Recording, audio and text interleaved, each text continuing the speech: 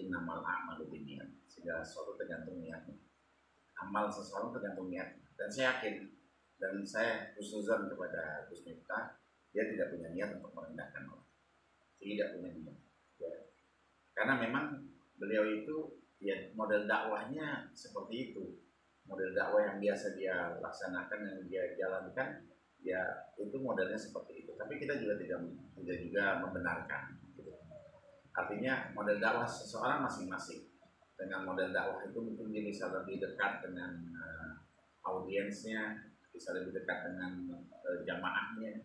Tetapi kan juga tidak menutup kemungkinan ada beberapa pihak yang mungkin juga tidak suka dengan dakwah, model dakwah demikian. Jadi saya rasa banyak ya di Indonesia ini yang model dakwahnya masing-masing. Ada ustadz yang sedekah, fokusnya di sedekah aja. Ada ustadz yang gaul ya dengan anak muda dan anak jalanan, ya fokusnya di situ. Ada juga dakwah seperti Gus Miftah, ya, dan dakwah yang lainnya. Jadi insya Allah semua itu niatnya dakwah, ya, niatnya dakwah, tapi juga tetap ketika ini ada satu masukan, ya kemudian masukan yang baik buat kita, maka insya Allah kita terima. Dan mudah-mudahan pemirsa semua, para yang melihat, atau netizen yang melihat juga, jangan sampai kita justru berkomentar malah lebih menyakitkan. Ya. Kalau Gus Miftah kan mengatakan suatu hal yang mungkin tidak pantas, ya. Saat itu ya niatnya Gus Miftah bukan untuk mengolok-olok. Saya yakin bukan untuk mengolok Pak Sun Haji, tapi adalah untuk supaya audiens itu cair, gitu kan. Supaya audiens itu cair, kemudian tapi ini dikemas ya dengan media sosial yang jadi ambil. Nah sekarang bahaya nih kan, diambil sedikit-sedikit gitu kan, yang viralnya aja ditampilkan sehingga masyarakat udah gandrung marah dan lain sebagainya. Nah persoalan ini ya tentunya Gus Miftah mungkin salahnya demikian, tapi salah kita para netizen, salah kita para pelaku media sosial justru menyalahkan lebih daripada luar biasa. Artinya kita mengumbar aibnya Gus Miftah, bahkan yang lama-lama kita buka lagi, kita ini kan buat apa? Ya, kalau saya buat apa? Entah juga orang yang sudah minta maaf. Beliau juga Masya Allah dengan kesatrianya sudah mengundurkan diri dari jabatan yang strategis, ya, dan ini saya rasa pelajaran juga buat para ya politisi, para pejabat, para kiai, para asatidz, para ya orang-orang terkemuka yang bisa mau ya meminta maaf di media massa, kemudian dengan ininya mengundurkan diri, subhanallah ya. Dan dia didatangi orang yang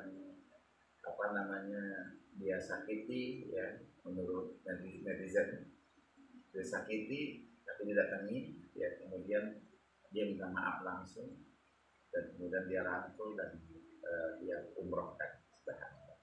Yang pertama itu sikap gentleman satu ya. Tapi kembali lagi saya nggak tahu mekanismenya. Orang boleh saja mengundurkan diri, tergantung orang yang memberikan jabatan kan. Bisa saja menolak pengunduran diri, ya boleh-boleh saja, sah-sah saja. Dan kemudian juga kalau seandainya ditolak pengunduran dirinya dan kemudian masih terus dilanjutkan, maka insya Allah jauh lebih baik ya, karena membangun itu jauh lebih mudah ya. Kalau memperbaiki itu jauh lebih mudah ketimbang start dari awal, karena nggak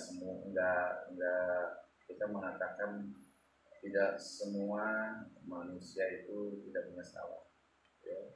Tapi manusia yang baik itu ketika dia salah dia beristighfar, minta maaf, istighfar kepada Allah, mohon ampun kepada Allah, dan minta maaf kepada manusia. Ini kan luar biasa ya, maka itu tuntas. Dan ketika orang yang disakiti perasaannya kemudian dia memaafkan, ya selesai, dunianya selesai, akhirat selesai. Yang bahaya kan kita nyakiti perasaan orang dan minta maaf ya, kemudian orang itu terus membawa kesakit-hatiannya sampai akhirat. Apa akhirnya? Nanti pahala sholat kita diambil, pahala puasa kita diambil, pahala zakat kita diambil, oleh orang yang kita sakiti, dan ketika pahala kita sudah habis tapi masih banyak yang kita sakiti dan kita tidak pernah minta maaf di dunia, maka orang-orang itu dosanya dipindahkan ke kita, mau kita sebagai saya sendiri kurang paham, tapi Gus sendiri itu ya mungkin asal kata dari bagus, dari baik, ya, ya dari bagus, gitu kan. Jadi singkat Gus. Ya, kalau kata orang bilang, kalau Gus itu ada silsilahnya daripada bapaknya seorang kiai atau pemimpin pondok pesantren, makanya dipanggil Gus. Atau orang yang memang belajar ilmu dengan sangat keguruannya jelas, gitu tidak bisa dipanggil Gus. Ya, atau yang punya garis lah ya. Ya, insya Allah. Dan kan Gus Miftah sudah ada di media sosialnya membahas itu ya, tentang silsilah beliau. Ya, saya pikir kalau dia sudah menerangkan silsilahnya beliau, kita buat apa juga untuk korek-korek tentang silsilah beliau. Ya kita sikoh aja, percaya aja, nggak perlu kita harus kalau memang dia berdusta, kan bukan urusannya kita, urusannya dengan Allah Subhanahu Wa Taala. Kita nggak ada urusan, sama seperti sekarang nih ada banyak yang lagi rame viral Habib ya. Habib dari Ba'alawi dengan tidak dari Ba'alawi, kemudian Habib Ba'alawi terputus ya menurut satu kiai, kemudian diikuti oleh kiai-kiai yang lain. Saya pikir itu semua ya kalau memang kembali lagi kepada masing-masing, percaya atau tidak ya masing-masing aja percaya atau tidak. Ya kalau saya pribadi ya ketika orang sudah mengatakan oh saya turunan ini ya sudah saya percaya, mau apa lagi. Soal masalah itu nanti ujung-ujungnya itu adalah satu kebohongan, itu urusan dia dengan Allah Subhanahu Wa Taala. Dan memang ketika kita tidak bersandar kepada orang tua kita, tidak menamakan ayah kita yang ayah kita dan kakek kita dan seterusnya, maka itu dosa besar, ya, dosa besar. Kita mengganti nama bapak kita, siapa Abdul Rahim gitu kan, kita ganti jadi Abdul Rahman, gitu, jadi Abdul Latif atau apa supaya lebih menjorok kepada jalur yang benar gitu. Itu dosa besar dan itu nggak boleh dilaknat oleh Allah Subhanahu Wa Taala, nggak boleh. Terakhir nih yang mau Abi sampaikan melihat kasus ini apa? Ya pemirsa, kasus ini adalah kasus yang membuat kita seharusnya menjadi bahan introspeksi diri, ya, bukan bahan untuk mengolok-olok, ya, bukan mengolok ulama. Ya, saya pikir yang namanya Gus Miftah adalah pendakwah, ya, yang kategorikan ulama juga. Ya. Tentunya kita harus juga tidak boleh terlalu negatif ya menilai ya, dan ulama atau seorang yang alim belum tentu tidak berdosa, justru pasti ada dosanya, dan ketika dia berdosa ya ada yang menegurnya, tentunya teguran yang cara baik juga, bukan teguran yang tidak baik. Dan dia sudah beristighfar, sudah selesai masalahnya, dan kita para pemirsa sekalian, para netizen yang coba belajar untuk juga sama kayak gitu, kita memaafkan. Ya, kemudian juga kepada para pedagang, ya, pedagang dagangannya ketika dalam majelis ada etikanya, ya. Jadi juga harus punya etika aturan main. Ya. Ketika kita lagi ngaji itu masya Allah. Ngaji itu ketika ada satu kumpulan, ya, kemudian di dalamnya dibacakan ayat Allah, dibacakan hadis-hadis Rasulullah di rumah yang mulia, di majelis yang mulia, ya maka di situ turun rahmat Allah, turun malaikat-malaikat Allah. Dan kita ketika ya itu tolong menjauhi hal-hal yang mungkin kalau bukan hanya dagang, ya, makanan-makanan dulu.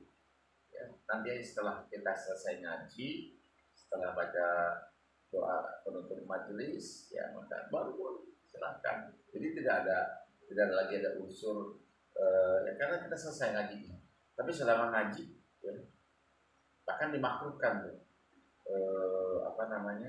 kita kalau mau ngaji kan tuh ada promol ya, promo promo sedekah lewat itu dimakruhkan, nggak boleh. Nanti setelah ngaji aja, karena kita sama aja mengolok-olok ayat Allah. Jadi kita lagi menyampaikan ayat-ayat Allah, kemudian kita olok-olok dengan kegiatan-kegiatan yang tidak ada hubungannya dengan pengajian. Ya, saya pikir panitia juga harus bersikap bagi para pedagang ya ada di luar, nanti setelah selesai ngaji dagangannya dibeli, nggak usah khawatir ya, karena rezeki dari Allah Subhanahu wa Ta'ala. Mungkin itu saja. Jadi kita semua sama-sama introspeksi, pemirsa introspeksi, alhamdulillah Gus Miftah sudah introspeksi, Pak Son Hadi juga introspeksi, dan semua juga kita introspeksi insya Allah. Dan satu hal lagi, yang namanya rezeki itu datang dari Allah Subhanahu wa Ta'ala. Bagaimana Allah memberinya, ya itu dengan cara yang tidak diduga-duga. Saya yakin Pak Son Haji mungkin punya amalan baik, sehingga Allah ganti dengan kemuliaan. Bisa berangkat umroh, bahkan umrohnya tidak sendiri, sama keluarga, ya Masya Allah, ya Subhanallah, ya bahkan dikasih modal oleh netizen, ya ini saya kebaikan juga Insya Allah. Dan juga jangan juga netizen hanya satu Son Haji, tapi kalau bisa seluruh. Itu namanya kita dalam hal tolong menolong.